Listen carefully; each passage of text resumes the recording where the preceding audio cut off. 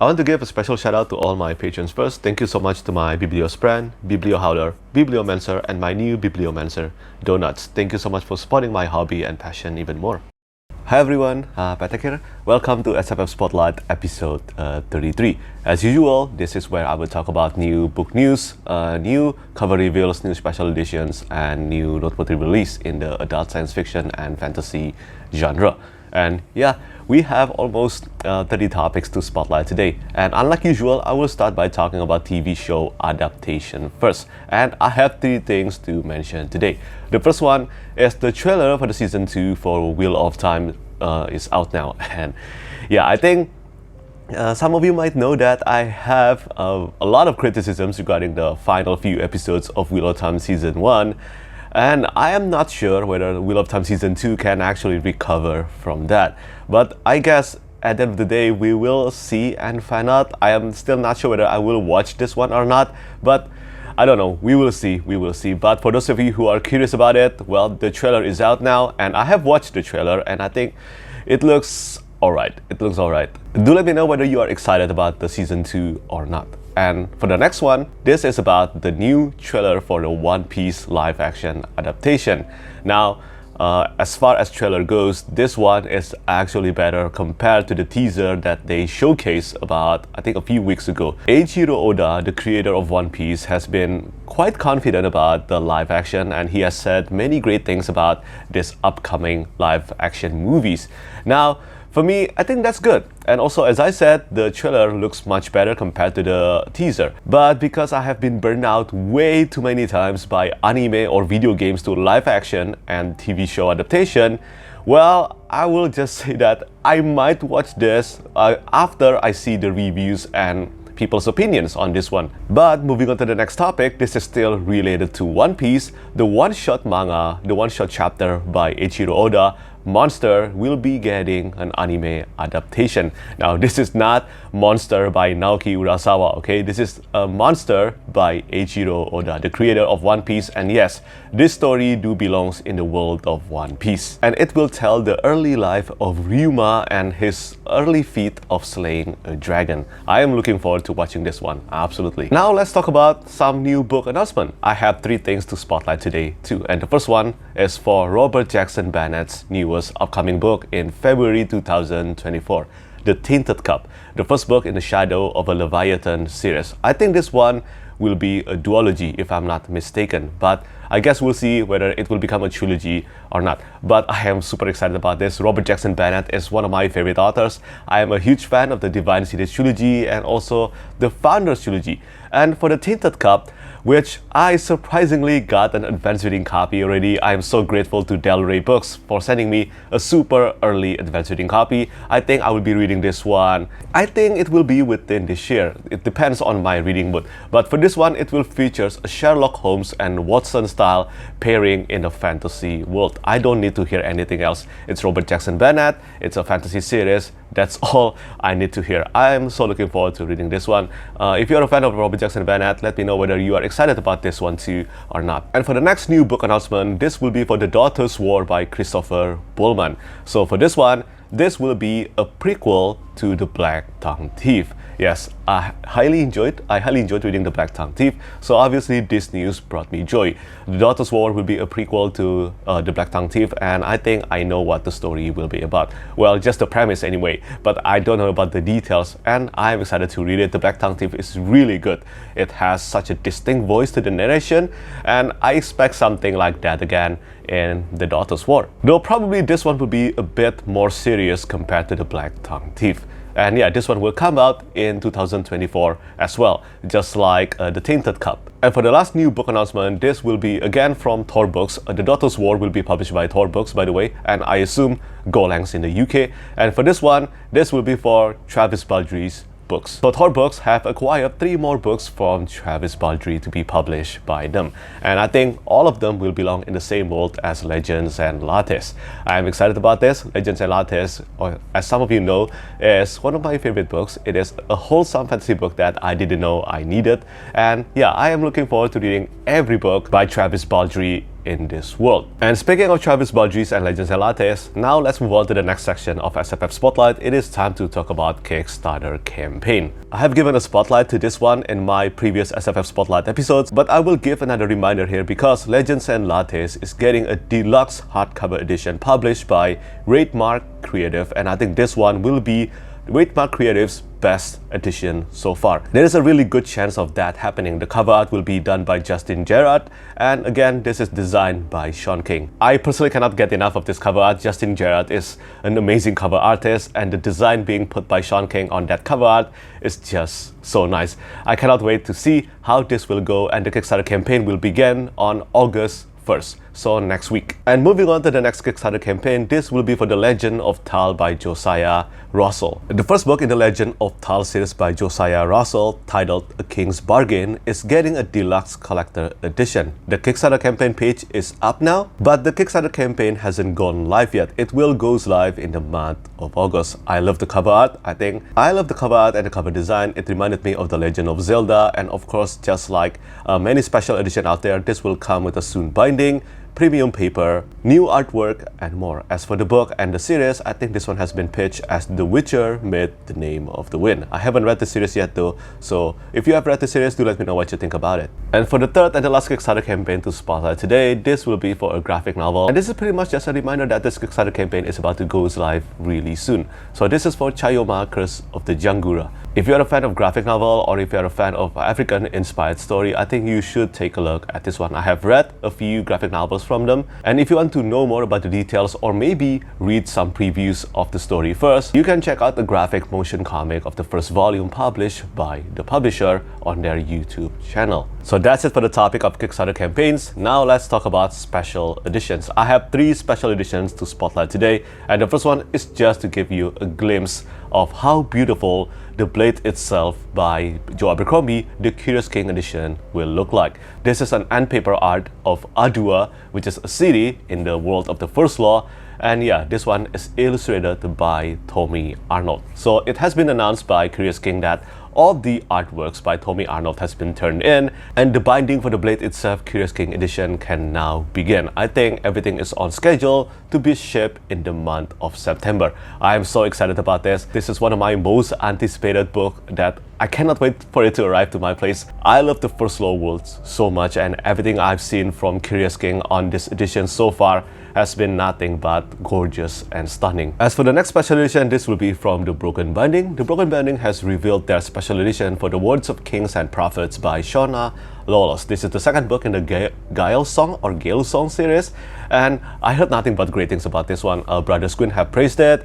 Philip Chase has praised the first book as well, and I look forward to reading this Irish-inspired historical fantasy series. Most likely not this year, but I think there's a good chance I will be reading this one next year. But if you're a fan of the first book and you somehow managed to get yourself a copy of the Broken Binding edition of the Children of Gods and Fighting Men, well, your luck is here. The Broken Binding has announced their special edition for the second book as well, which I think turns out really nice. And finally, for the last topic on special edition, this will be from Grim Oak Press. So Grim Oak Press just gave some big updates on their projects. I cannot talk about all of them here, but one of them being the cover art for Emperor of Thorns by Mark Lawrence. This one is illustrated by Jason Chan, and I think the cover art looks amazing. Jason Chan is an amazing artist, and I'm glad to see that he is doing more artwork for Mark Lawrence. And then, speaking of Mark Lawrence, Francesca Resta, the artist behind the Book of the Ancestor Omnibus Edition, is currently at the thumbnail stage for the Book of the Ancestor Grim Oak Press Edition. I think this one will be an omnibus, and yeah, it's amazing that this one will have artwork by Francesca Resta. She is an amazing artist, and I look forward to seeing how this one will turn out. And then there is another one that is at the thumbnail stage, and it is Malice by John Gwynne. This one will have an artwork done by Sam White. I definitely want all of them. Not gonna lie, I want all of them, but I don't know how I will be able to afford all of them because they are expensive. So yeah, I guess I will just have to choose one of them, I guess, but I don't know.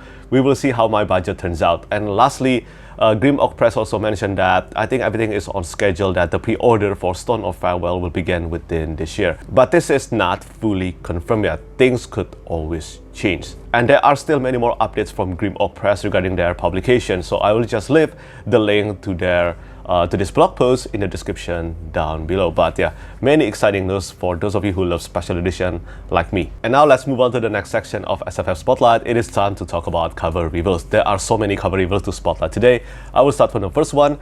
This is for the cover art of The Witch King by Martha Wells Subterranean Press Edition. This one will have a cover art done by Rowena Kai. I haven't read this book yet. The original cover art was already really good in my opinion, but I think this edition, this Subterranean Press edition, will not have any interior artworks, which is a shame in my opinion, because Rowena Kai is an amazing artist and I wish we will get more interior artworks from her for this edition. And the next cover reveal is a super exciting one. This is for Disquiet Gods by Christopher Ruocchio. This is the 6th book in the Sun Eater series, and this is for the first time in the series. The book will be published by Berne Books, and thankfully the cover art is once again done by Kieran Yenner. As you can see from the cover art, it matches the previous 5 books. Whether in terms of cover artists for the previous 4 books or the cover design, it matches. And I am super thankful for this. Thank you so much to Berne Books and Christopher Ruocchio for making sure that despite the change in company, the cover art and the cover design still matches the previous books in the series. And yeah,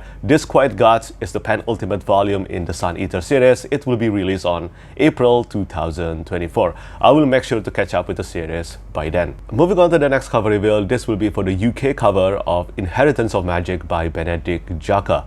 Yeah, this one has a cover art done by Ella Garrett. I think the cover art looks really neat, and I'm still not sure whether I like the US cover art or the UK cover art more, but this one is a dark academia novel by Benedict Jacka, the author behind Alex Verus series, an urban fantasy series that I think is suitable to those who love the Dresden Files, and I still haven't read it yet.